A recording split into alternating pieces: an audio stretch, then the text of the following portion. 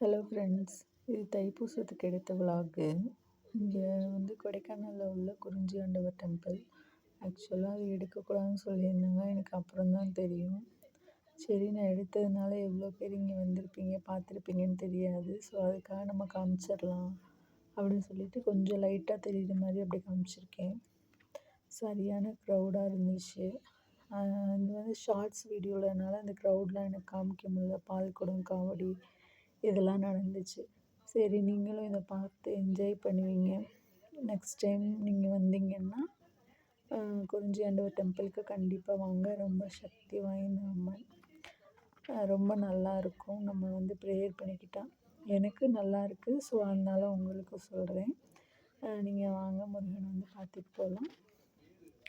அதுக்கப்புறமா நாங்கள் ஜஸ்ட் ஒரு 5 மினிட்ஸ் தான், அதுக்குள்ளேயுமே போயிட்டோம். இல்லைன்னா ரொம்ப க்ரௌடில் மாட்டியிருப்போம்.